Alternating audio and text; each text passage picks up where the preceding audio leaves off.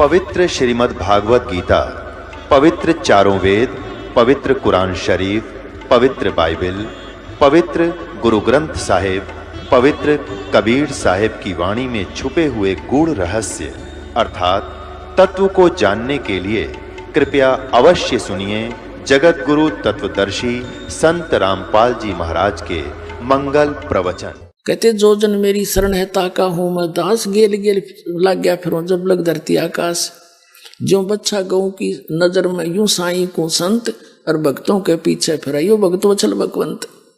जगत का पेखना पेख्या, धनी का नाम ना लेखा। जो सब कुछ कर रहा है उसका तो जिक्र भी नहीं था। रामीन देवताओं के ऊपर आश्रित थे, न ऐसे कर दिया। ये अपना कुछ नहीं कर सके। श्री कृष्ण जी के सामने पूरा यादों को लड़का मर गया कट के, और नहीं बचा सके, और स्वयं ठाकर मारने लग गए। लास्ट में से पागल से हो गए थे। इनके इतिहास में देखो तो मीराबाई को बड़ी चिंता हुई कि श्री कृष्ण से ऊपर भगवान बतावे। दुख हुआ लेकिन किस्मत जाएगी। प्रसन्न किया महाराज जी, जो आप बात बता रहे हो या मेरे गला उतरा को नहीं। कबीर परमात्मा बोले बेटी सच्चाई तो सच्चाई होती है, आपके गला उतरे चाहे ना उतरे। आप किसकी पूजा करती हो कि श्री कृष्ण की। श्री कृष्ण से ऊपर मैं नहीं मानती किसी को। परमात्मा बोले बेटी ये देवता झूठ नहीं बोला करते, इनमें इतनी खासियत होती है। और तू नो कह रही है कृष्ण जी मेरे बात करा के ने। श्री कृष्ण जी तो पूछ लिए तू इनसे ऊपर के सता है कि नहीं। अब मीराबाई ने हृदय से याद किया, श्री कृष्ण प्रगट हुए और उन्हें पूछा भगवान आज मैंने संतों का सत्संग सुना है, और सत्संग संत झूठ नहीं बोला करते, इतना तो मैं मानती हूँ।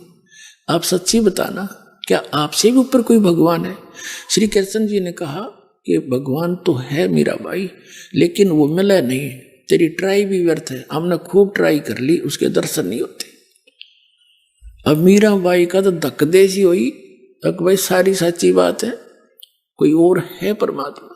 अगले दिन जाके चरणों में पड़ गई और कहा महाराज जी मेरा पेटा भर दिया आपने। मेरा विश्वास संतोष, मुझे विश्वास हो गया कि इनसे ऊपर कोई शक्ति है, भगवान ने स्वयं बता दिया। अब मेरा कल्याण कराओ। परमात्मा ने बताया बेटी ये खुद नासवान है, इनकी पूजा करने से जन्म मृत्यु तुम्हारा मिटे नहीं। उस अमर परमात्मा की भक्ति में लगी, जब जन्म और मरण मिटेगा उसकी भक्ति हमारे पास है। तो परमात्मा कहते समझदार तो संकेत तो है भाई, और फिर भी कोई ना मानना तो उसके ऐसा मूर्ख नहीं। तुरंत पुरानी संबंध तोड़ दिए कृष्ण से, अक नहीं हमने मोक्ष चाहिए। और कहा जी दीक्षा दे दो मुझे तो कल्याण चाहिए, या तो तेरा दुख देख रही हूं मैं।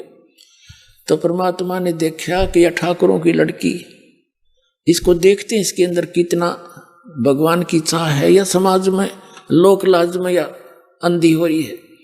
जब तक ये लोक लाज और कुल की मर्यादाओं में बंधित है प्राणी, भगवान उसको पूरा लाभ नहीं दे सकता। तो परमात्मा ने कहा कि जा बहन बेटी उससे नाम ले ले। रविदास जी की तरफ संकेत कर दिया। रविदास जी उस समय चमार जाति में, कबीर साहब जुलाहा जाति में। चमार जाति उस समय ज्यादा अछूत मानी जाती थी, क्योंकि उनका कर्म ऐसा था। और ये हम इस ऐसे ही हैं, उसको आदमी को ऐसे ही मान लेते। उनका कर्म था जैसे पशुओं की खाल उतारनी, और फिर उसको साफ करना, धोना मांजना, और फिर जूते बनाने। तो उसमें कपड़े का लागे बिना रह कोई ना, साबुन सुबुन था को नहीं। तो उनके मैल मूल मक्खी उक्खी लगी रहती। तो जो दूसरी उच्च जाति के उन्होंने कहा भाई दूर बैठ जा मक्खी आवे। तो धीरे धीरे वो अछूत का रूप धारण कर लिया कि ना दूर रहे, वहां छुए ना। तो उस जाति में रविदास जी और मीराबाई ठाकुर जाति में। ठाकुर भी सबसे श्रेष्ठ माना करते राजस्थान में।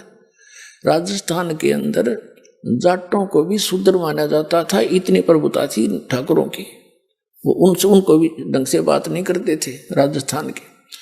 तो उस समय ऐसी सती थी मैं, और कहा बेटी जा रविदास से उस महाराज का नाम ले ले। और मीराबाई बैठ की जाके रविदास को कही रखा था, तू पहले नो बताइए मैं कौन हूं, और फिर बताइए इस मंत्र। उनकी सोची बुद्धि चाल थी कबीर साहब की, रविदास की। रविदास जी ने कहा बहन बात सुन, तू ठाकुरों की बहू है और मैं एक चमार हूं जाति का, और आज तू नाम ले लेगी और कल न तेरे को लोग पता नहीं क्या क्या कहेंगे और तेरे मन में दोष आ गया ना, फिर गुरु शिष्य का नाता टूट जाएगा। मीराबाई बोली, महाराज जी मैं आपकी बेटी, आप मेरे पिता, बाढ़ में जाओ संसार, मैंने नाम दो, मैं तो कल्याण करवाऊंगी। उसी से मैं नाम दे दिया। अब पहले तो वो मंदिर में जाती थी दिन में, परमात्मा फिर रात को भी सत्संग करते थे, क्योंकि सभी काम दिन में कर लें, रात में मजदूर लोग सत्संग सुन लें। तो मीराबाई फिर रात्रि में जाने लगी सत्संग में, भाई गुरु जी यार दर्शन करेंगे हम तो। अब उसका जो देवर था वो सारे अपने जो कर्म थे करके थक चुका था, उसको रोकने के उससे कोई सफलता नहीं मिली। फिर उसने सोचा था कि लड़की अपनी माँ की बात मान लेती है। उसने अपनी मौसी को बुला करके, मीराबाई की माँ को बुला करके उसको समझाया था कि इसने समझा दे, अपने घर बैठ कर भक्ति कर ले, इसने हमारी इज्जत का नाश कर दिया। मीराबाई की माँ ने समझाने की चेष्टा की थी कि बेटी वहां ना जाया करे, इज्जत का नाश हो गया। और चमार जाति का बताओ तने तो सारी ये बात बिगाड़ दी। तो क्या आपस में क्या बातें हुई, शब्द सुनाते हैं। अब मीराबाई की माता कहती है, सत्संग में जाना मीरा छोड़ दे, सत्संग में जाना मीरा छोड़ दे, आए मारी लोग करें तकरार, सत्संग में जाना मीरा छोड़ दे, आए मारी लोग करें तकरार, सत्संग में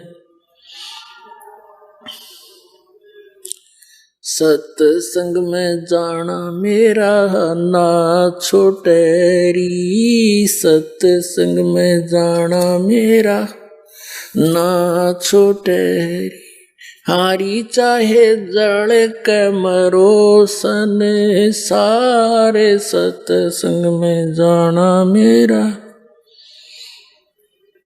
हारी चाहे जड़ के मरो संसार, सत्संग में जाना मेरा ना छोटेरी, थारे सत्संग के राय में हे, थारे सत्संग के राय में, हाय वहाँ पर रहते हैं काले नाग, कोई कोई नाग तन डस लेवे, आए वहाँ पर रहते हैं काले नाग, कोई कोई नाग तन डस लेवे, जब गुरु मारे मेरे करी, जब गुरु मारे मेरे करी, हारी वे तो सरप गंडे वे बने जावे, सत्संग में जाना मेरा ना छोटेरी, हारी वे तो सरप गंडे वे बने जावे, सत्संग में जाना मेरा,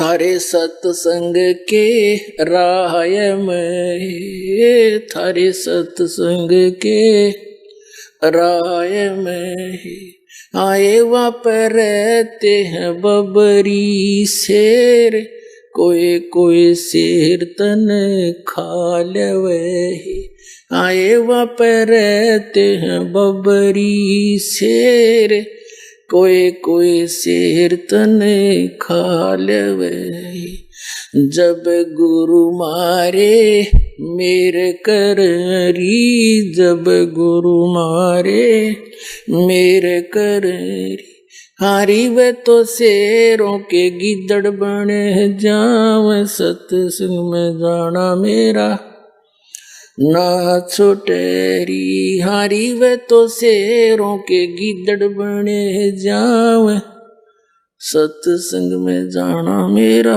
ना छोटेरी। थारे सत्संग के बीच में, थारे सत्संग के बीच में आए वहाँ पर रहते हैं साधु संत, कोई कोई संत तन ले रमे। आए वहाँ पर रहते हैं साधु संत, कोई कोई संतन ले रमे। तेरे री मन में माता पाप हैरी, तेरे री मन में माता पाप हैरी। वो संत मेरे माँ बाप हैरी, वो संत मेरे माँ हैरी। हारी ये तो कर देंगे बेड़ा पार, सत्संग में जाना मेरा ना छूटेरी। हारी ये तो कर देंगे बेड़ा पार, जाना मेरा ना छूटेरी। सत्संग में जाना मेरा छोड़ दे, आए मारी लोग करे तकरार। सत्संग में जाना मेरा, सत्संग में जाना मेरा ना छूटेरी। सत्संग में जाना मेरा ना छूटेरी। हारी चाहे जड़ कमरो सने सारे, सत्संग में जाना मेरा वो तो हो जाती चमार है, वो तो हो जाती चमार है। इसमें हमारी आर है, इसमें हमारी आर है। तेरे री लेख माता चमार है री, तेरे री लेख माता चमार है री। वो मेरा सृजन आर है री, वो मेरा सृजन आर हैरी। आरी वो तो मीरा के गुरु रविदास, सत्संग में जाना मेरा ना छुटेरी। हारी वे तो मीरा के गुरु रविदास, सत्संग में जाना मेरा ना छुटेरी। अपने आत्माओं, वैसे तो मीराबाई जी का और भी आगे बहुत बड़ा कथन है, क्योंकि आप जी ने भी इनकम्प्लीट स्टोरी सुन रखी है सारी ही सारी। आगे क्या हुआ, मीराबाई जी को बहुत तंग किया करते थे। मीराबाई ने सोचा ये रोज दुखी रखे, ज्ञान ऐसा मिल गया है, अपनी भक्ति कहीं और कर लूंगी, परमात्मा साथ रहेगा, गुरु जी ने कह रखे। तो मीराबाई घर त्याग कर चल पड़ी। आगे जाकर क्या देखा, एक साधु था, संत, और वो नकली डुप्लीकेट संत था, ड्रामा करता था, कैसे गुफा में रहता था। और वहां उसके लिए एक प्रसिद्ध था कि भाई वो संत औरत के दर्शन नहीं करता। मीराबाई गई, वहां कुछ भक्त बैठे थे गुफा में, शाम के समय आता था, उसने कोई समय फिक्स कर रखा था अपने दर्शन देने का। तो उन्होंने पूछा मीराबाई से कि कैसे बैठे हो भक्तों। उन्हें बताया बहन ऐसे ऐसे एक संत है, उसके दर्शन करेंगे। वो बोली मैं भी दर्शन करूंगी। मीराबाई से उन्होंने कहा कि नहीं, वो औरतों को दर्शन नहीं देता, पुरुष पुरुषों को देता है। मीराबाई बोली कि मैंने तो सुना है पुरुष एक ही है और सब उसकी पत्नी है, वो एक ही पीव है, सबका एक मालिक है, क्योंकि परमात्मा का ज्ञान ऐसा है। ये तो बच्चा रहा दे नकलियानत है। तीनों बोली भाई मैं तो दर्शन करके जाएंगी जब दूसरा भगवान आड़े बैठे थे। पुरुष अगर यही है तो फिर मैंने धक्के खाने की क्या जरूरत है। जब यू पुरुष है, यू परमात्मा है, तो बैठी मैं तो उसके दर्शन करके जाएंगे। उसके पास संदेश आ गया, एक बाई है और ऐसे ऐसे कह रही है। उसके भी कान खड़े हो गए, अगर मैं दर्शन करके जाएंगे। वो आ गया बाहर। मीराबाई बोली भाई मैंने तेनू सुना, तू क्या है, इस शरीर से पुरुष मानता अपने आप को, कल मृत्यु हो जाएगा, अगर गद्दी बनेगी तो फिर कहाँ गया तेरा पुरुष बना, ऐब डले डोन लग रहा, आ मेरी गेल तनब संत मिलाऊंगी। उसकी भी चौन तोड़ दी। अरे पुरुष तो कोई एक है और तू नफरत करता औरतों से, तो क्या आत्मज्ञानी है फिर। पुण्यात्माओं, जैसे पहले सांग हुआ करते गांव में, पुरुष ही स्त्री का रोल करके राजा रानी बना करते थे और डांस डूंस करते थे। तो एक लड़का दूसरे साथी के साथ वो सांग देखने चला गया। वो लड़की का रोल कर रहा था, अभिनय कर रहा था। लड़का छोटा सा 15-16 साल का, दाढ़ी मूछ नहीं थी, सिर पर बाल रखे हुए थे औरतों वाले, वो उसका वही प्रोफेशन था। तो दूसरा जो पहली बार गया था वो कह रहा था, देख कितनी सुंदर लड़की है, कैसा डांस कर रही है। उसका साथी कहता, यह लड़की नहीं है, ये लड़का है। ना तेरे तुझे नहीं मान। उनका स्वांग समाप्त हो लिया। अपने जहां वो डेरे में डटे हुए थे वहां गए। उसने उतार के अपने आर्टिफिशियल सारे पार्ट रख दिए एक तरफ, और कच्चे कच्चे में खड़े बाल बाल ऊपर थे। तब उसका समझ में आएगी सच में जो तो भाई लड़का ही था, लड़की नहीं थी। अगले दिन जब उसने सांग सुना, उसमें लड़की नहीं दिखी, उसने लड़का दिखा था। परमात्मा कहते हैं आत्म ज्ञान भी नहीं नकलियों ने औरत और पुरुष मंत्र मानते हैं।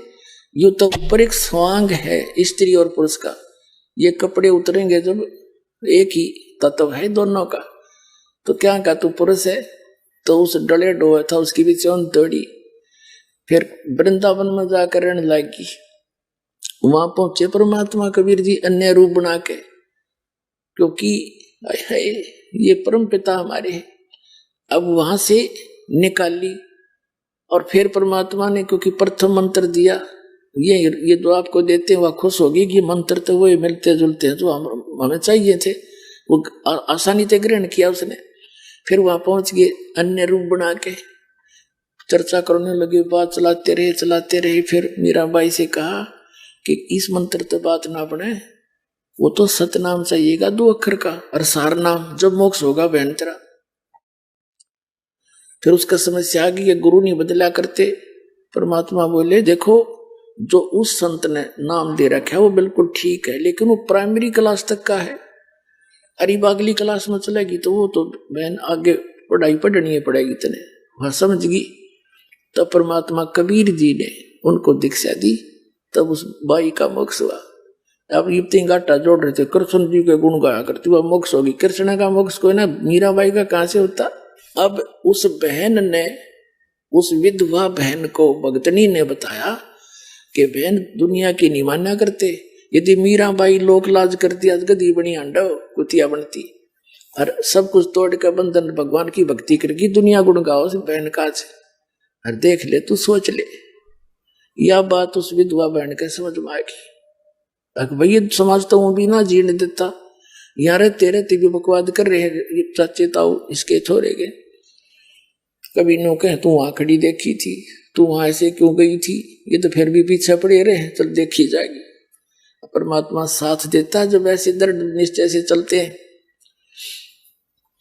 अब उसने जाकर सत्संग सुना, दीक्षा ले ली, और उसका तो जीवन बदल गया। सारे दिन रोया करती, अपना ठीक अपनी कर नहीं पाओगा, बेटा है बेटा अपने स्थान पे, ना मानता मैं क्या करूं। लेकिन एक अर्ज रखा करती गुरु जी के पास कि महाराज जी लड़का बिगड़ गया और शराब पीवे है, मानता नहीं कहे की। परमात्मा बोले, बेटी तू हिम्मत करके लगी रहना, हिम्मत ना रही है। आन देश में परमात्मा के पास सारे तरीके होते हैं, पर तू दृढ़ रहना। तू उसके कहने से अपनी इसमें दीक्षा में बाधा ना आने देना, सब ठीक हो जाए। दूसरी बार जब परमात्मा आए वहां पर कुछ दिन रुकने के लिए, उस बहन ने सभी से प्रार्थना की कि 1 दिन का भोजन मुझे दे दो सेवा का, लेकिन सब ने फिक्स कर रखे थे अपने दिन, सब मना कर गए। अगना वे मुश्किल से दाव लगे, साल भर में आम नहीं दे सकते। तब जिस बहन ने उसको प्रेरणा दी थी, उसने शाम का समय दे दिया उसको कि मेरे वाले दिन में सुबह मैं करा दूंगी भोजन, शाम ने तू करा दी। अच्छा, अब उस बहन ने शाम ने भोजन बनाया खूब जी ला के। और लीला कहते हैं परमात्मा पता नहीं क्या करते, कैसी लीला करता है। उस बहन का बुखार हो गया, जोर का जबर हो गया, और इतना हो गया कि 10 कदम नहीं जा सकती। उसने भोजन बना के तैयार कर दिया, उस समय अचानक बुखार बन गया और हालत घनी होगी। और वो लड़का एक निकम्मे गिरोह में फंस रहा था, चोर उचुके डाकुओं में। उन्होंने रात में स्कीम बना रखी थी कि आज राजा के घर में चोरी कराएंगे। रानियां के हार 9-9 लाख रुपए के बताते हैं, और सब आप अपने मियाँ मिठू अरे और सब नौकरी नो लावांगे, इतने हार हो जाएंगे, फिर घर बनावांगे, ऐसे कोठी बना लेंगे। तो कहने लगे भाई रात ने 12 बजे इस मंदिर में आ जाइए। कोई बाहर जंगल में मंदिर था, उसके आसपास इकट्ठे हो जाइए, वहां से चलेंगे। तो सब चले गए अपने खाना खुना खा कर जल्दी आने के लिए। वो लड़का आ गया शाम को 7-8 बजे सी, उस दिन जल्दी आ गया।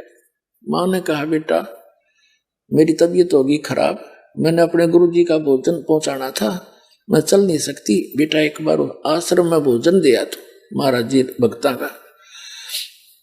अब उसने सोची तू आश्रम में जाओगा और आने जाने में समय ना लग जा चाहता, और तू पीछे रह जा, वहां रात ने जा चोरी करने जाना है। मना कर दिया। कहने लगा माँ मैं नहीं भोजन दे के आऊंगा, और तू भी मत जाया कर वहां पर, पता नहीं दुनिया क्या क्या कहती है तेरे बारे में।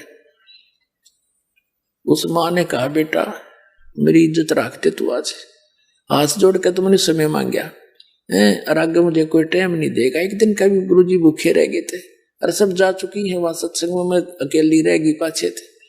बेटा मैं चल नहीं सकती, बहुत कुछ कहा पर वो मानना नहीं। फिर वह रोने लगी बैठ के, हे भगवान आज किसे कर्म फूटे मेरे। तो उसने सोचा लड़के ने कि अब माँ रोएगी सारी रात, 2 मिनट तो लगेंगे, 10-20 मिनट आध घंटा तो फटाफट पकड़ा है, बहुत टाइम से। वो लेकर अगला दे कहाँ है, वो उसने बांध कर रख रखा था लेकर। अब वो प्रतिदिन एक का प्रार्थना करा करती, परमात्मा मेरा तो एक हो बेटा, धन जो भी है वो सुधर जा। तो उन आश्रम वाले भक्तों ने, माइयों ने सोचा आकाश तो सुन दी भगवान। गुरुजी ने उसका लड़का लेके आ गया भोजन, रान लग गया तो फिर इस पर असर भी पड़ेगा। तो गुरुजी से बताया जी उसका रामो नाम था, रामो का लड़का आ गया, आपने बड़ी दया करी, बहुत रोया करती, इस बात की मारी किसी प्रकार सुधर जाओ। अब वो गया तो पूछा भी गुरुजी कहाँ है, भोजन कराना है, मेरी माँ तो बीमार होगी। भक्ता ने बताया गुरुजी स्नान करने जा रहे हैं भाई, 10 मिनट बैठ जा। वो बैठ गया, गुरुजी आगे भोजन रख दिया। फिर उन्होंने बताया जी ये रामो का लड़का है, और आपने बड़ी सुनी, तो यू आ गया आपके दर्शन करने के लिए। तो गुरुजी ने सोचा ला बेटा बालक से 2-4 बातें बता दूं, इसका असर हो जा। कहने लगा बेटा भक्ति करते हैं, मनुष्य जीवन भगवान ने इसलिए दिया है, भक्ति करे, बुराइयां तो बच कर है, यो जीवन बार बार नहीं मिलता। वो लड़का बोला बाबा जी जल्दी रोटी खा, मैंने देर हो है, तेरे लेक्चरों की जरूरत नहीं। अब उस महात्मा ने सोचा भाई तो सचमुच निराय निकम्मा है, ठीक रो हवा लड़की इसने। जी महाराज जी के बोला अपने खा के खाना, और लेकर वो बर्तन, और वो तो स्पीड खींच दी वापस, क्योंकि उसने तो रानिया के हार दिखे थे। अब रास्ते में उसका कांटा लग गया पैर में, और लग कर सूल की करकी टूट गई बबुल की। अब कदम नहीं उठ रखा जा, एडी पंजा नहीं टेका, एडी एडी टेकता है, चल जा नहीं, धीरे धीरे आ रहा। उसकी आते ही वो बर्तन मारे पटक के, और लगा ऊट पटांग बकवाद करने अपनी माँ को, आज गया था तेरे सत्संग में, आज मेरे पैर में कांटा लग गया, और तू नो कह उड़े सब न सुख हो है, मेरा तो दुख हो गया, और आज पास से तू भी नहीं जाएगी उड़े, और मैं तो उधर मुंह करके भी ना सो। क्योंकि उसने तो फिर नो हो गया कि तू जा नहीं सकता, भागना पड़े तो भाग नहीं सकता, चोरी कराएंगे तो सारे सांग करने पड़ेंगे। तो घना दुख मान रहा हो इस बात का। फिर वह मां रोने लगी, हे परमात्मा इस निकम्मे का आज कांटा लगना था, देख मेरे किसे फूटे भाग हैं, अब यू ना स्वयं जावे और ना मन भक्ति करने दे। नो करके वह खूब रो रहा के सोगी। फिर जैसा भी था शाम ने तो फिर सुबह बखत उठ के उस लड़के का कांटा निकलवा दिया। उधर से उन बच्चों ने, उसके साथियों ने थोड़ी देर इंतजार किया, फिर वो सोचा भी चलना है तो ना हम करते चोरी। वो चोरी करने चले गए राजा के घर पे। अब राजा का घर कोई ऐसा सुनना है, जाते चोरी कर लेंगे, पकड़ लिए। पुलिस ने, मंत्रियों ने कहा कि महाराज ये तो इतने खूंखार व्यक्ति हैं, राजा के चोरी कर सकते, जनता को कैसे जीने देंगे, इनको भयंकर सजा देनी चाहिए।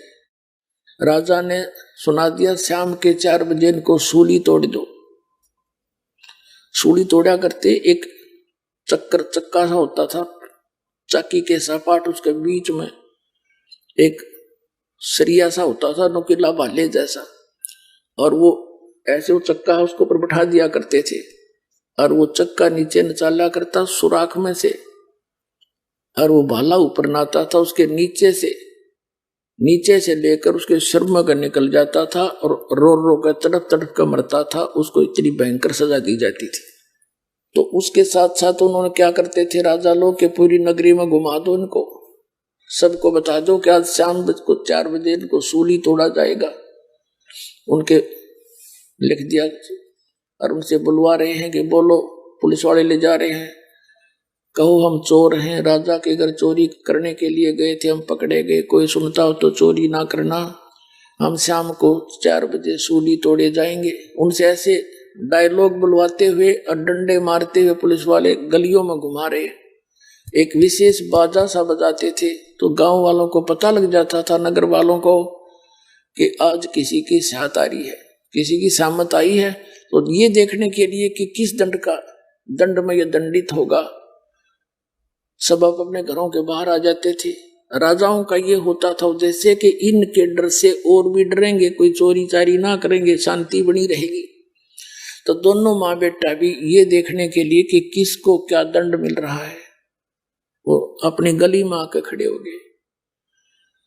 जब वो बच्चे आए, उनकी मिली आंख में आंख दोनों मित्रों की, उस लड़के ने सोचा है तो पकड़े गए, वही हैं तेरे वाले साथी।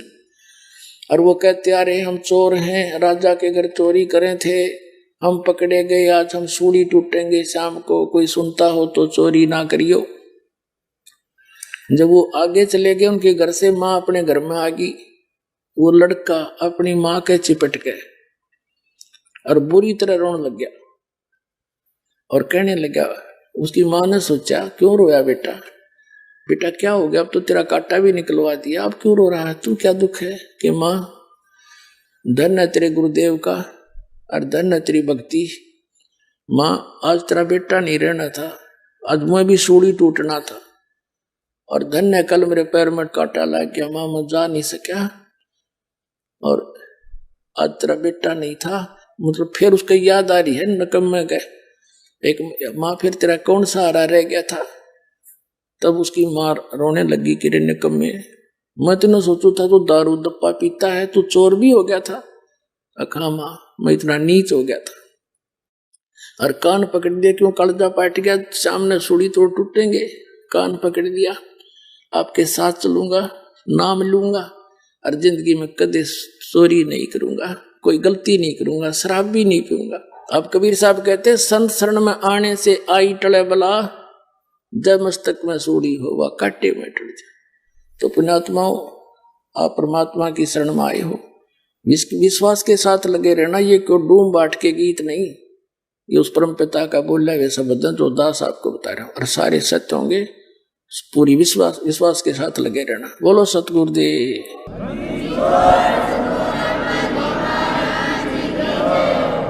पुण्यात्मा, आपका बहुत बड़ा सौभाग्य है, आप जी को परमात्मा का वो यथार्थ मार्ग मिल गया, जिसको खोज खोज कर ये ऋषि अपना शरीर नष्ट करके चले गए, हजारों वर्षों तक कठिन साधनाएं की, क्योंकि उनके पास ये यथार्थ मार्ग नहीं था। गीता जी अध्याय नंबर 16 के श्लोक नंबर 23 और 24 में कहा है कि शास्त्र विधि को त्याग कर जो मनमाना आचरण करते हैं, उनको न तो सुख होता है, न उनको सिद्धि प्राप्त होती है, और न ही उनकी गति होती है। और कबीर परमात्मा भी जब यहां आए थे दाता, हमें ये ज्ञान कराने के लिए इस कलयुग में सन 1398 में अपने सतलोक से चलकर आए थे, एक शिशु रूप धार के लहर तारा नामक जलाशय में कमल के फूल के ऊपर एक नवजात शिशु का रूप धारण करके विराजमान हुए थे। वहां से नीरुनिमा नाम के एक दुल्हा दंपति साथ ले गए, उनके संतान नहीं थी और परमात्मा की वहां परवरिश होने से और फिर बड़े होकर के प्रवेश तो एक लीला थी, वो सबके पालनहार है, क्योंकि परमात्मा 25 दिन के हो गए थे, उन्होंने कुछ अन्न पानी खाया नहीं। नीमा चिंतित होगी और अपना आत्मा थोड़ी सी कथा सुनाता हूं परमात्मा की। जैसा कि ये नकली कबीरपंथी और जितने भी ये ऋषि में ऋषि आचार्य शंकराचार्य संत और जो वेदों और गीता को और पुराणों को और कबीर साहिब की वाणी को सच मानते हैं और ये भी परमात्मा को निराकार बताते हैं कि परमात्मा निराकार है, कहीं एक स्थान पर नहीं है। और ये कबीरपंथी इतना कहते हैं कि सतलोक है, राधा स्वामी धन धन सतगुरु सच्चा सौदा सरसा जय गुरुदेव, ये भी सब परमात्मा का ऊपर चेतन प्रकाश बताते हैं, प्रकाश का समुद्र। इन्हें कख नहीं पता किसी ने भी, हुआ बाई बकरे ये।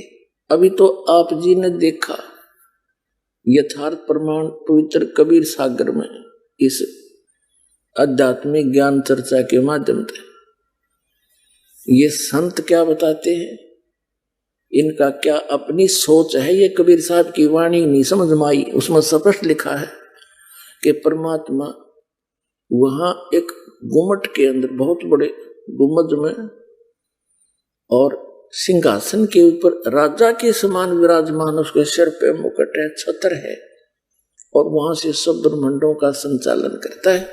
वहां सफेद पृथ्वी है, सफेद वृक्ष है, जैसे यहां हरे हैं वहां सफेद है, और दूधों की नदी झरने बहें, हीरे पर जैसे यहाँ पत्थर के पहाड़ हैं वहां हीरों के पहाड़ हैं, ऐसे मोतियों के पहाड़ हैं और झरने बह रहे हैं, सुंदर सदाबहार वृक्ष है। उसमें 3 पोर्शन है, जैसा भी आपने सुना।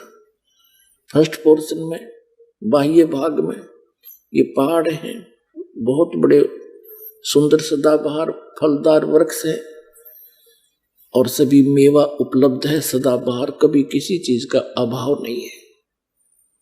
वहां का जल कैसा है, जैसे आपने यहाँ गंगा जल देखा है, ये कभी खराब नहीं होता। ये सतलोक से एक सैंपल भेज रखा भगवान ने कि वहां ऐसे पदार्थ है। और फिर उसके बाद बहुत बड़ी सृष्टि है जिसमें नर और नारी ऐसे ही परिवार हैं, अलग अलग सबके मकान हैं, कोई राग द्वेष नहीं है, क्यों अभाव नहीं किसी चीज का। सबके आंगनों में फलदार वृक्ष, फलदार मेवा, काजू और अमृत सरोवर छोटे छोटे सबके भरे। जैसे हमारी एक वृत्ति है यहाँ मन की, जिसके पास 2 पैसे हो जाएंगे बड़ी तक कोठी बनावेगा, आगे पार्क बनावेगा, उसमें फिर झूले झाले लावेगा, फिर एक स्नान के लिए एक टैंक बनावेगा और फिर और भी घनी जगह है उसमें साग सब्जी के लिए और पपीते सपीते कुछ फल फ्रूट भी लगाओगा। तो ये तो एक डुप्लीकेट सा काम है। वहां एज इट इज हम देख कर आए थे, जिसको आज हम यहाँ चित्रार्थ करने की कुचेष्टा कर रहे हैं, वो है ही नहीं वो वस्तु। तो वहां आपके सभी प्राणियों के चींटी से लेकर हाथी तक जितने भी मानव हैं, आप सभी के वहां पर अलग अलग मकान खाली पड़े हैं जहां आप रहा करते थे। अब ये बात आपका समझ में ना आवे क्योंकि आपने ये ज्ञान कदे सुना ही नहीं, लेकिन ये कोई डूम बाट के गीत नहीं और कोई बकान वाली बात नहीं, क्योंकि वह कहता हम बतेरे रखे पहले अटपट करके। ये तो विद प्रूफ दास बता रहा है और परमात्मा ने आकर ये ज्ञान स्वयं यहाँ बताया है, वही आपके सामने दास उसको समझ कर समझा रहा है। तो वहां आपको वो सुख था जिसको आप यहां खोज रहे हो। कोई बुढ़ा होना नहीं चाहता, कोई भी वृद्ध अवस्था को पसंद नहीं करता, और सारे वृद्ध होंगे, और कोई मृत्यु नहीं चाहता, और सब मृत्यु को प्राप्त होंगे। तो क्यों नहीं चाहते हम? बिल्कुल नहीं चाहते, ठीक बात है। देख, बालक कैसा शरीर, युवा होने के बाद कितना अच्छा शरीर, और बुढ़ा में पाचा सकलते भी डर लग गए, दर्पण देख लेते, और फिर मरना, सारा साजबाज सारी उम्र जोड़िया, और सारे बालक बच्चे हो गए, इनमें जी लाग रहा, और फिर नौका मारो इसमें 1 मिनट में मृत्यु। बताइए ये कोई अच्छी बात है? तो यहाँ का तो एक परंपरा है, और वहां ये है नहीं। तो इसलिए ना तो वृद्ध अवस्था चाहते, ना मृत्यु चाहते, और दोनों कंपलसरी। तो ये तो सतलोक में होगा, आपको वहां चलो, अब समय आ गया वहां चलने का। कति बिल्कुल आसानी से जा सकते हो, लेकिन ये मंत्र जाप करना पड़ेगा, जीवन रोहतास आपको बताएगा, और मर्यादा में रहना पड़ेगा। आपको यहां तो सुख देंगे ही देंगे, और फिर वहां देखना सतलोक में। परमात्मा कहते हैं, अब पहले थोड़ा सा आपको दिखाते हैं, जैसा अब प्रसंग चल रहा था कि परमात्मा सतलोक में कैसा है और कौन है वो, उसका नाम क्या है। अभी तो आपने कबीर सागर में देखा, धर्मदास जी को परमात्मा स्वयं लेकर गए, कबीर परमेश्वर जी, और वहां जाकर उसने क्या आंखों देखी, फिर वर्णन किया ज्ञान प्रकाश कबीर सागर में, बौद्ध सागर के खंड में, कि सतलोक में जब मैं जाग गया तो वहां ऐसे ही नर और नारी करके हंस और हंसनी मेरे से मिलने आए, बड़े प्यार से सीने से लगे, गा के बजा के नाच के फिर भगवान को दिखाने के लिए गए। वहां क्या देखा कबीर साहब, वो जो नीचे से जिंदा महात्मा के रूप में आया था, वो बैठा उस ब्रह्मांड के सिंहासन पर, असंग ब्रह्मांड के कंट्रोलर के सिंहासन पर, और सिर पर छत्र है, सिर पर मुकुट है।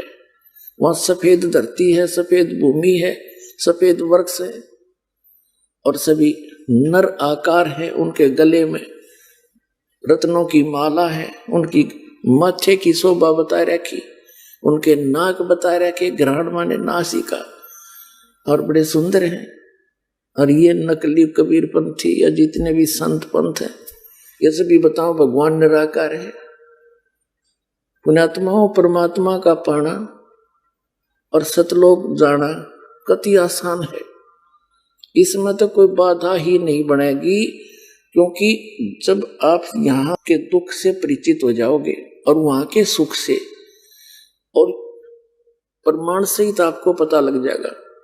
पुण्यात्माओं, देख परमात्मा ने कितनी दया कर रखी है आपके ऊपर, आप कितने लाडले हो उस परमात्मा के बच्चे, बहन और भाई जितने भी यहाँ आए हैं।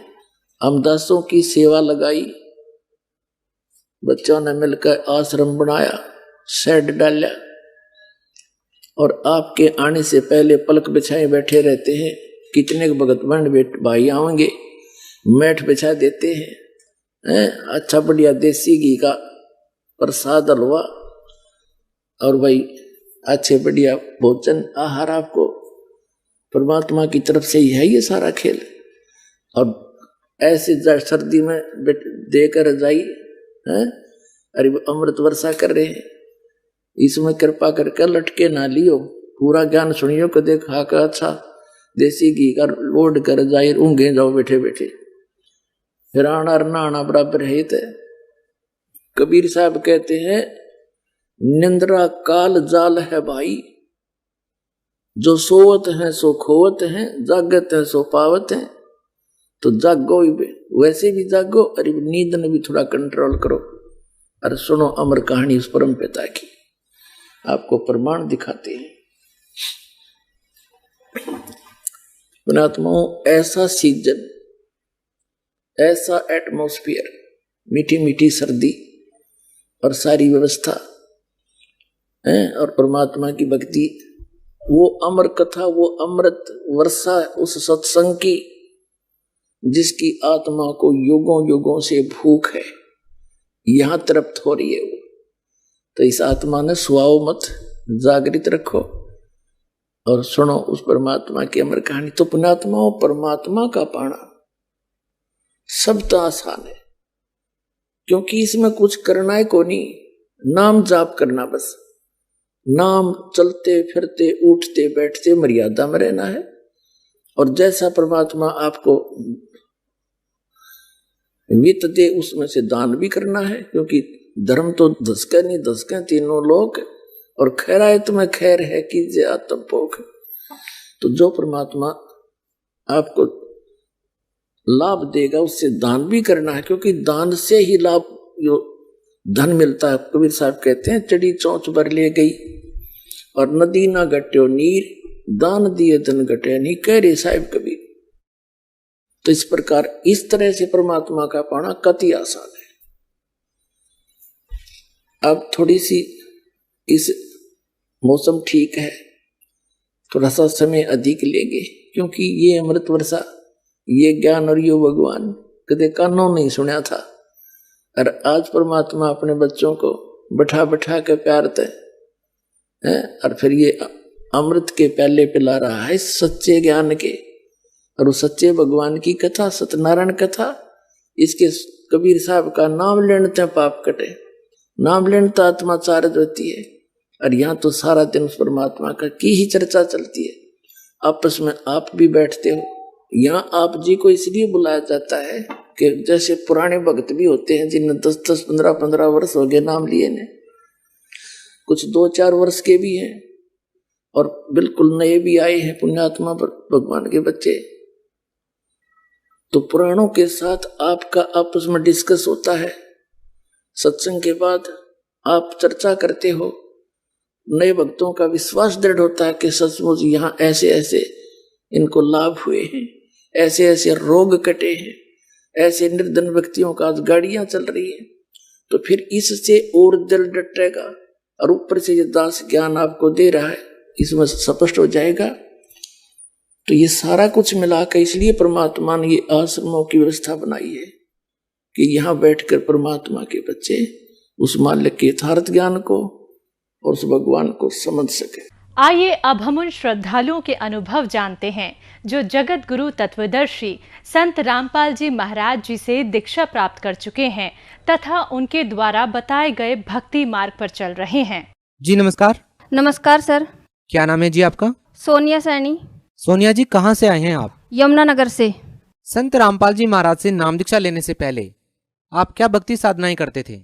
संत रामपाल जी महाराज से दीक्षा लेने से पहले हम जैसे हिंदू परंपरा के अकॉर्डिंग सभी देवी देवताओं की भक्ति करते थे। मैं शिव भगवान में ज़्यादा आस्था रखती थी शुरू से ही, बचपन से ही, मतलब जब से मैंने होश संभाला था, आप लगा लो 5-6 साल से ही मैं शिव भगवान जी को काफ़ी मानती थी, उनकी बहुत पूजा आराधना करती थी। और जैसे छोटे से ही मैंने शुरू कर दिया था व्रत रखना।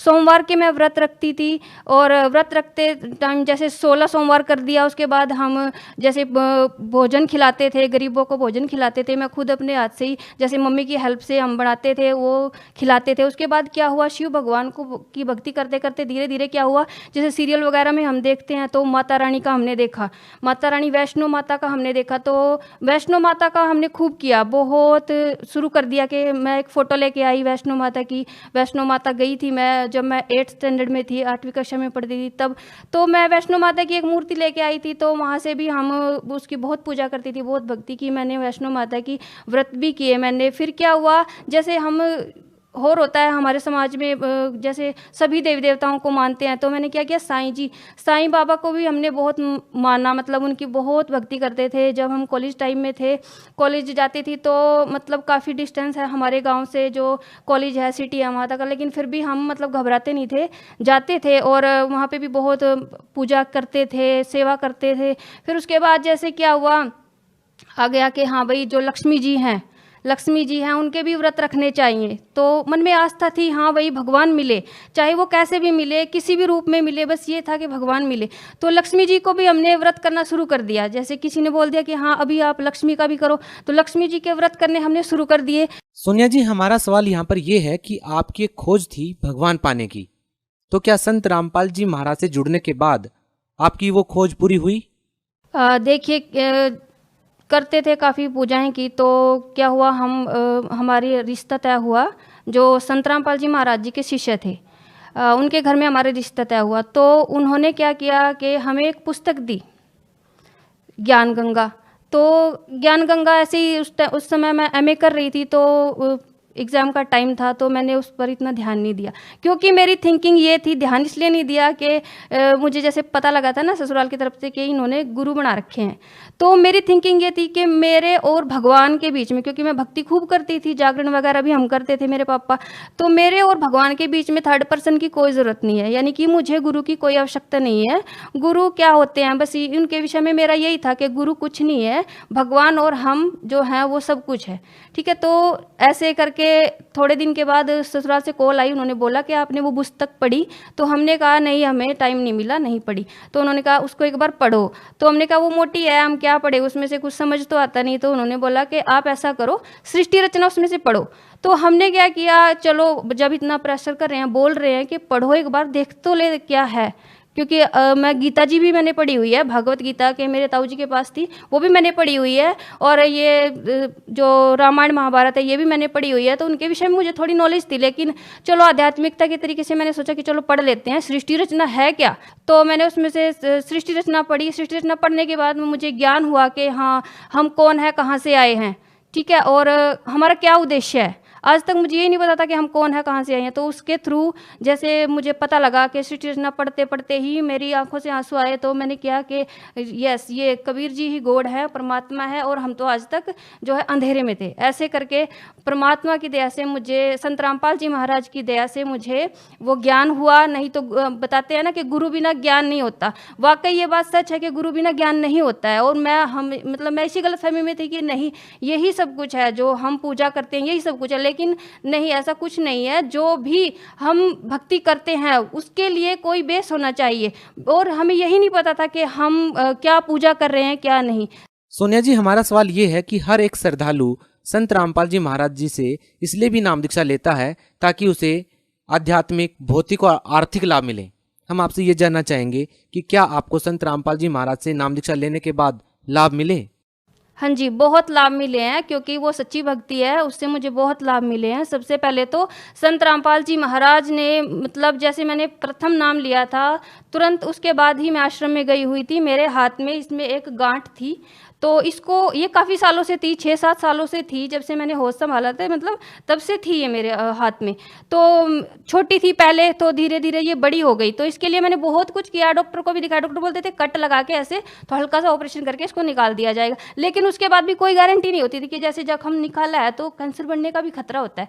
तो इस चीज़ से मुझे डर था, उसके लिए मैंने बहुत किया, झाड़ फूंक वगैरह सब, मतलब जैसे पीर वगैरह पर जाते हैं, प्रसाद वगैरह चढ़ाते हैं, कबूल देते थे जब जगत में थे। लेकिन क्या हुआ, जैसे ही संत रामपाल जी महाराज दीक्षा ली, 4 महीने ही मुझे हुए थे, मैं आश्रम में गई हुई थी, तो अचानक ही परमात्मा ने मेरी ये रसोड़ी गायब कर दी। तो ये मेरे लिए बहुत बड़ा चमत्कार था, ठीक है, कि मेरी ये रसोड़ी जिसके लिए मुझे इतना वो करना पड़ा, ये परमात्मा ने ठीक कर दी। तो संत रामपाल जी महाराज की दया से मेरी जो गांठ है वो बिल्कुल गायब हो गई। उसके बाद संत रामपाल जी महाराज ने मुझे जीवन दान दिया। जैसे मतलब मुझे मेरा बेबी हुआ, उस टाइम वो सब कुछ ठीक हो गया, बेबी भी ठीक हो गया। लेकिन तीसरे दिन जाके क्या हुआ कि जो ब्लड है, ब्लड जो मेरा ब्लड था वो मांस के टुकड़े बन बन के ऐसे, मैं टॉयलेट गई तो ऐसे निकलने लगा, वो सारा ब्लड निकल गया। मेरा जो है 11.6 ग्राम मेरा ब्लड था, और अचानक ही मेरा ब्लड जो है 4 ग्राम रह गया। तो डॉक्टर भी हैरान थे, डॉक्टरों को लगा कि भाई ऐसा, मतलब ऐसी सिचुएशन तो होनी नहीं चाहिए थी। जब 3 दिन हो गए सब कुछ ठीक था, तो उसके बाद क्या हुआ, उन्होंने तुरंत मुझे आईसीयू में वो ले गए। अचानक ही फिर मेरी हार्ट बीट भी बढ़ने लगी, चेस्ट में इन्फेक्शन हो गया, तुरंत काफ़ी सारे रोग एकदम से हो गए। तो डॉक्टर घबरा गए, डॉक्टर को लगा कि पता नहीं क्या हो गया। आईसीयू में मुझे एडमिट किया, वेंटिलेटर लगाया। उसके बाद तुरंत मेरे ईसीजी किया, एक्सरे वगैरह किया कि क्या है क्या नहीं, कुछ समस्या समझ नहीं उनके आई, तो वो भी हैरान थे। उसके बाद क्या हुआ कि नाइट का समय था, 12 बजे हुए थे, 12 बजे के करीब क्या हुआ, अचानक ही मेरी हार्ट बीट बिल्कुल डाउन हो गई। तो जो नर्स है वो आई, वो घबराई, उन्होंने सभी डॉक्टर को बुलाया। जितने भी मतलब आर्मी के हॉस्पिटल डॉक्टर्स हैं वो इतनी जल्दी आते नहीं है, मतलब उनका भी एक ड्यूटी होती है, ड्यूटी टाइम होता है उनका भी। लेकिन क्या उन्होंने उनको कॉल किया, सभी आए, 10-12 टीम आई। वो हैरान हो गए कि इसको हुआ क्या, अचानक हार्ट बीट डाउन कैसे हो गई है। उनको ये हुआ कि अब ये शायद बचेगा नहीं पेशेंट, लेकिन उन्होंने भी पूरा जोर लगाया, उन्होंने पूरा जो ट्रीटमेंट था वो सब किया। उसके बाद भी उनको लगा कि ये पेशेंट नहीं बचेगा। फिर क्या हुआ, परमात्मा जो संत रामपाल जी महाराज थे वो साथ थे। मुझे सब कुछ दिखाई दे रहा था, मुझे ये था एक पैरालाइज की तरह हो जाते हैं ना, ऐसा मेरे हाथ पैर हिल नहीं रहे थे, लेकिन क्या है सुनाई दे रहा था, सब कुछ दिखाई दे रहा था, हिल नहीं पा रहा। तो मालिक संत रामपाल जी महाराज जी ने जो हमें मंत्र जाप दिया है वो किया, उनकी कृपा से सब ठीक हुआ, मतलब मुझे जीवन दान मिला है। और ये बात डॉक्टर्स ने भी मानी है कि आप किसी की शरण में थे, इसीलिए आप जो है बचे, नहीं तो हमारे बस की ये बात नहीं थी कि आपको बचा पाएँ। तो ये लाभ मुझे मिला। तो उसके बाद क्या हुआ कि जैसे मुझे इंजेक्शन लगते थे, थाई में मुझे इंजेक्शन लगते थे और एंटीबायोटिक दी जाती थी, तो मुझे बड़ी रोना आता था इस चीज़ से कि मेरे साथ ऐसा क्यों हुआ। तो जबकि मैं संत रामपाल जी महाराज की शरण में हूँ, तो फिर भी मेरे साथ मतलब ऐसी सिचुएशन क्यों हुई। तो मालिक से ऐसा क्वेश्चन, संत रामपाल जी महाराज से मेरे मन में अंदर ही अंदर एक क्वेश्चन आता था कि ऐसा क्यों हो गया जबकि मैं शरण में थी। फिर उसके बाद दोष आ गया मन में। तो क्या हुआ, उधर से हम तेलंगाना से यहाँ आ गए, हरियाणा, तो यहाँ आके हमने नाम शुद्ध कराया। नाम शुद्ध कराने के जस्ट बाद 1 महीना बाद ही संत रामपाल जी महाराज मेरे सपने में आए। सपने में आप ये लगा लो कि जैसे होता है ना कि जागृत अवस्था भी है और सपना सा भी है, ऐसे आए। उन्होंने मुझे सब कुछ दिखाया, मेरा जैसे ही मेरी डेथ हो चुकी है ऐसे उन्होंने मुझे दिखाया संत रामपाल जी महाराज ने। और ऐसे उन्होंने बताया कि बेटा अब तुझे मतलब तेरे अंदर तो ये है कि ये किया, मतलब तुझे दुख क्यों हुआ, लेकिन तुम्हें नहीं पता था कि बेटा ये तुम्हारी मृत्यु थी। उन्होंने बिल्कुल क्लियर मुझे दिखाया कि ऐसे मैं मरी हुई हूँ, मरी ऐसे। परमात्मा संत रामपाल जी महाराज आए, उन्होंने मुझे आशीर्वाद दिया, उनके आशीर्वाद से मुझे जीवन दान मिला। उन्होंने मुझे क्लियर सब कुछ दिखाया टोटली। और वो बच्चा भी जैसे कोई आई, एक माई जैसे सपने में ही आई एक लेडीज, उन्होंने बच्चे को मेरे साथ दिया और उन्होंने बोला कि देखो तुम बड़े की शरण में हो, तुम बड़े भगवान की शरण में हो, इसलिए तुम्हें जीवन दान मिल गया और तुम्हारी जगह मैं अब जा रही हूँ। वो बच्चे को देके मुझे गई और मेरे को बोली कि इस बच्चे का ध्यान रखना। तो ऐसे मुझे संत रामपाल जी महाराज ने ये प्रूफ कराया कि हाँ बेटा तेरी मृत्यु थी और तुझे ऐसे बचाया गया। उसके बाद क्या हुआ कि जैसे मुझे थोड़ा समस्या हुई सर्वाइकल की, तो डॉक्टर्स के पास मैं गई, उन्होंने बोला कि आपको सर्वाइकल है, ऐसे पेन होता था मुझे। तो दवाई उन्होंने दी, दवाई से कोई आराम नहीं लगा क्योंकि दवाई मुझे पहले रिएक्शन करती थी। तो संत रामपाल जी महाराज से मैंने प्रार्थना की कि मालिक अगर संत रामपाल जी महाराज अगर आपके ही बच्चों को मतलब ऐसा होने लग जाए तो फिर आम जनता की तो क्या बात। तो संत रामपाल जी महाराज से जैसे ही प्रार्थना की तो नेक्स्ट डे ही वो मेरा सर्वाइकल बिल्कुल ठीक हो गया और मैं तकिया भी लेती हूँ, कोई दिक्कत नहीं। जबकि डॉक्टर ने बोला आप कभी तकिया मत लेना, लेकिन मैं लेती हूँ आराम से, कोई दिक्कत नहीं है। उसके बाद क्या हुआ कि मेरी रीढ़ ये हड्डी है, जो एडी की हड्डी है, वो बढ़ गई। उसके लिए भी मैंने काफ़ी दवाएं की, यमुनानगर हॉस्पिटल में भी की, कमांड हॉस्पिटल में भी की। वो क्या करते थे, पेन किलर दे देते थे, लेकिन उससे कोई आराम नहीं होता था। ठीक है, और वो चलता रहा, कई महीने चलता रहा। उसके बाद डॉक्टर बोले आपकी जो हड्डी है इसमें इंजेक्शन लगाना पड़ेगा। अब इंजेक्शन से मुझे मतलब ये था कि नहीं मैं नहीं लगवाऊंगी। तो फिर संत रामपाल जी महाराज के चरणों में अरदास लगाई कि संत रामपाल जी महाराज ऐसे ऐसे हो गया। तो परमात्मा संत रामपाल जी महाराज का उत्तर है कि बेटा कोई बात नहीं, भगवान दया करेंगे। तो परमात्मा संत रामपाल जी महाराज की दया से वो जो रोग था वो भी धीरे धीरे खत्म हो गया और आज पूर्ण रूप से स्वस्थ हूँ, आपके सामने हूँ, जिंदा हूँ। और इससे बड़ा लाभ क्या होगा कि मुझे परमात्मा ने जीवन दान दिया, एक मरे हुए इंसान को परमात्मा ने जीवित किया। जैसे कि वेदों में भी लिखा है ना कि वह परमात्मा वही परमात्मा है जो हमें 100 वर्ष की आयु बढ़ा देता है और जीवन दान देता है। और इसके अलावा मेरा बेटा है, वो उसको भी एक रोग हो गया था जिसको मसान का रोग बोलते हैं। वो मिनट मतलब सेकंड में सुसु करने लग गया था, वो छोटा ही था। उस समय भी संत रामपाल जी, हमने डॉक्टर को भी दिखाया था, वो ठीक नहीं हो पाया था, 3 दिन हो गए थे लगातार ऐसे करते करते। तो संत रामपाल जी महाराज से प्रार्थना की, जैसे ही प्रार्थना की वैसे ही वो रोग एकदम खत्म हो गया। ये देखकर मेरे जो कजन आई हुई थी वो भी हैरान थे कि मैंने उनके सामने ही दवाएं को फेंका के देखो अब मैं फेंक रही हूँ दवाएं और अब देखना मेरे संत रामपाल जी महाराज इसको कैसे ठीक करते हैं। और वैसा ही हुआ, मेरे संत रामपाल जी महाराज जी ने उस रोग को भी बिल्कुल ठीक कर दिया। तो मेरे जो पापा हैं वो ड्रिंक करते थे, तो उसकी वजह से हम काफ़ी परेशान रहते थे, घर में लड़ाई झगड़े होते रहते थे, मम्मी के साथ भी मारपीट हो जाती थी उनकी। और हम जैसे एजुकेटेड हैं तो हमें भी थोड़ा लगता था कि हम इतने एजुकेटेड हैं और हमारे जो पापा हैं वो ड्रिंक कर रहे हैं तो समाज में क्या संदेश जाएगा। हम अपने पापा को समझाते भी थे लेकिन वो नहीं, मतलब उनको लगता नहीं था कि हाँ भाई छोड़ पाऊंगा मैं ये ड्रिंक। तो क्या हुआ, ऐसे ही हम एक दिन क्या हुआ, पापा ने खूब झगड़ा किया, मम्मी को भी मार दिया। तो हम डिसाइड कर लिया कि अब बहुत हो गया, तो अब हम चलेंगे। तो हमने क्या किया, मेरे पापा दुर्गा जी को मानते थे, तो हमने क्या किया, गीता उठाई और संत रामपाल जी महाराज की बुक उठाई और गीता उनके पास गए, उनको समझाया। तब मेरे पापा जी को समझ आया। उसके बाद उन्होंने धीरे धीरे ज्ञान सुनना शुरू कर दिया, सत्संग देखना शुरू कर दिया। तो उन्होंने नाम दीक्षा ले ली और आज वो ठीक हैं, कोई ड्रिंक नहीं करते हैं। ऐसे ही मेरे ससुर जी थे, वो भी ड्रिंक करते थे। धीरे धीरे वो भी हमको देख कर उन्होंने भी ड्रिंक करना छोड़ दिया। और आज मतलब जो फैमिली है उसमें ऐसा माहौल है, जैसे बोलते हैं ना, परमात्मा के संत रामपाल जी महाराज बताते हैं कि सतलोक जैसा माहौल है। आप क्या कारण मानते हैं कि आपने अन्य संतों से नाम दीक्षा लेकर के इतनी सारी भक्ति की, फिर भी आपको कोई लाभ नहीं मिला? क्या कारण मानते हैं? ये कारण ये है कि वो जो साधनाएं थी वो शास्त्र के विरुद्ध थी, यानी कि वो हमारा मनमाना आचरण था। जैसे किसी ने बोल दिया कि आप क्या शिव के व्रत रख लो, आप विष्णु के व्रत रख लो, आप ये कथा कराओ, वो कराओ आप, तो वो हमारा मनमाना आचरण था, उससे लाभ तो होना ही नहीं था क्योंकि वो शास्त्र के विरुद्ध साधना थी। सोनिया जी, आपने एक बहुत बड़ा प्रश्न ये खड़ा कर दिया है कि जो साधनाएं आप पहले कर रहे थे वो शास्त्र के विरुद्ध थी। ये आप कैसे बोल सकते हैं और आपके पास क्या प्रमाण है? ये ऐसे बोल सकते हैं क्योंकि जो हमारी गीता जी है, गीता जी में स्पष्ट लिखा हुआ है कि 16 के 23 श्लोक में कि जो शास्त्र विदु को त्याग कर मनमाना आचरण करते हैं उनकी ना तो गति होती है ना उनको कोई सुख प्राप्त होता है।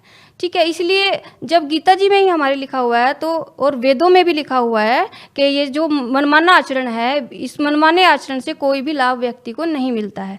ठीक है, जब हम संत रामपाल जी महाराज की शरण में आए, उन्होंने हमें बताया, ये सब ज्ञान कराया, तब हमें पता लगा कि हाँ, शास्त्र के अनुसार साधना क्या होती है, तत्वदर्शी संत कौन होते हैं, और उन्हीं से दीक्षा लेने से हमें पूर्ण लाभ और पूर्ण मोक्ष की प्राप्ति होगी। जैसे गीता अध्याय 17 के श्लोक नंबर 23 में लिखा हुआ है कि ओम तत्सत इति निर्देश है, यानी कि जो ओम तत्सत है वही भक्ति की सही विधि है, और जो इस ओम तत्सत के भेद को बताएगा वही तत्वदर्शी संत है। और तत्वदर्शी संत की और भी पहचान, जैसे 15 के श्लोक 1 से 4 में लिखा हुआ है, जो उल्टे लटके हुए संसार रूपी वृक्ष को बता देगा वही तत्वदर्शी संत होगा। तो तत्वदर्शी संत वर्तमान में संत रामपाल जी महाराज है, उन्हीं से हमने नाम दीक्षा ली, तभी हमें लाभ हुआ और फायदे हुए, क्योंकि हम पवित्र शास्त्र गीता जी और वेदों के अनुसार हमने साधना की। आप भगत समाज को क्या संदेश देना चाहेंगे? भगत समाज को मैं यही संदेश देना चाहती हूँ कि संत रामपाल जी महाराज पूर्ण संत हैं, पूर्ण गुरु हैं, उनकी शरण में आइए, इनसे नाम दीक्षा लीजिए और अपना कल्याण करवाइए, क्योंकि मानुष जन्म दुर्लभ है, मिले ना बारंबार, तरवर से पत्ता टूट गिरे, बहुर न लगता डार। जो श्रद्धालु संत रामपाल जी महाराज से नाम दीक्षा लेना चाहते हैं वो उनसे कैसे जुड़ सकते हैं? आप YouTube पे जाइए, स्पिरिचुअल लीडर संत रामपाल जी महाराज, ये सर्च कीजिए आप, वहाँ पे जाके संत रामपाल जी महाराज के सत्संग देखिए। सत्संग के नीचे जो पिक्चर डिस्प्ले होती है उस पर कॉन्टैक्ट नंबर दिए जाते हैं, उन कॉन्टैक्ट नंबर पर आप कॉन्टैक्ट कीजिए, आपको आपके नज़दीकी नामदान सेंटर का पता बता दिया जाएगा। जिस भी जिले में जहाँ पर भी आप रहते हैं तो आप वहाँ जाकर नाम दीक्षा ले सकते हैं। जी धन्यवाद। धन्यवाद सर।